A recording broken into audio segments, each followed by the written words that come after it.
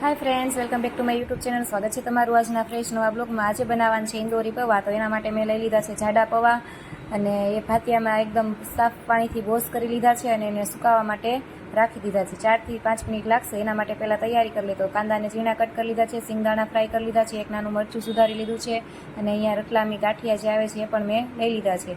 पछी पौवा सुकाई जाय एटले एमां नाखवानुं छे टेस्ट मुजब थोडुंक मीठुं, पछी हळदर અને પછી એને મિક્સ કરી નાખવાના છે સારી રીતે। તો જો અહીંયા હું ને તુષાર બે સાથે મળીને આજે ઇંદોરી પૌવા બનાવીએ છીએ। આજે સન્ડે છે અને અમે લેક ગાર્ડન ગયા હતા, તો લેક ગાર્ડનથી આવી ગયા છીએ અને સાંજે તુષાર કંઈક મારે ખાવા છે ઇંદોરી પૌવા। અમે કીધું સારું ચાલો બનાવીએ। તો અમે પહેલી વખત બનાવીએ છીએ, તો એમાં જો પછી ટેસ્ટ મુજબ થોડી તુષારે ખાંડ પણ એડ કરી છે।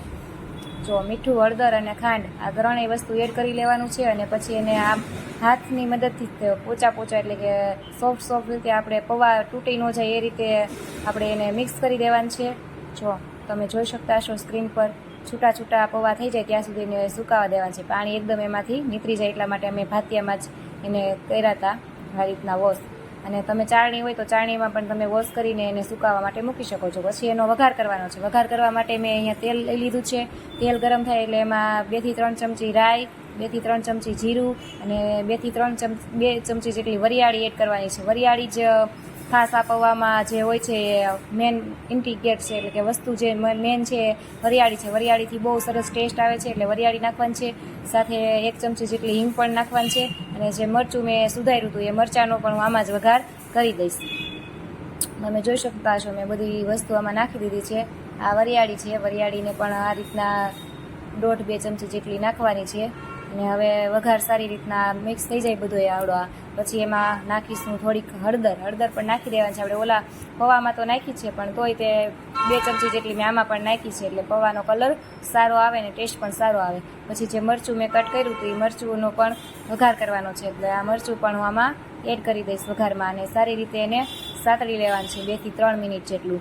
2 થી 3 મિનિટ જેટલું તમે સાતળી લો પછી વઘાર લઈ લેવાનો છે। વઘાર નાખવાનું છે આપણે આ પૌવામાં જે આપણે એમાં હળદર ને બધું મિક્સ કરેલું છે એમાં નાખી દેવાનું છે। પછી વઘારને સારી રીતે મિક્સ કરી દેવાનું છે। જો તપેલીમાંથી હું આ બધું લઈ લઉં, પછી ચમચાની મદદથી વઘાર ગરમ હોય એટલે ચમચાની મદદથી આપણે એને મિક્સ કરવાનું છે। સરસ રીતે એમાં મિક્સ કરી દેવાનું છે એટલે એમાં સરસ કલર પણ આવી જશે અને મરચાંનો બધો સરસ ટેસ્ટ પણ આવી જશે।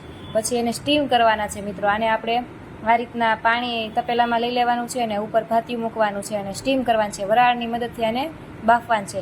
તો એ 10 થી 15 મિનિટ તમારે સ્ટીમ કરવાના છે અને પછી આ રીતના તૈયાર થઈ જાય છે। પછી ડીશમાં એને સર્વ કરવાનું છે। તો એમાં પૌવા કાઢી લેવાના ડીશમાં, પછી એમાં આપણે ફ્રાય કરેલા જે સિંગદાણા હતા એ, પછી ઝીણી કટ કરેલી ડુંગળી અને પછી એમાં ઓલા ઇંદોરી પૌવાનો જે મસાલો આવે છે એ મસાલો નાખવાનો છે ઉપરથી અને પછી એમાં રતલામી સેવ નાખી દેવાની છે અને રતલામી ગાંઠિયા પણ નાખી દેવાની છે। આ જો અમારે ત્યાં આવી સેવ મળે છે, ઝીણી સેવ હોય તો પણ ચાલે। આ ઝીણી સેવ છે એ ઝીણી સેવ નાખી દેવાની છે અને પછી ઉપરથી ગાંઠિયા નાખી દેવાની છે અને તૈયાર છે તમારા ઇંદોરી પૌવા। તો મિત્રો મારી ચેનલને સબસ્ક્રાઈબ કરજો, મારા વિડીયો લાઈક કરજો અને મળીશું નવા બ્લોગમાં। આવજો, બાય।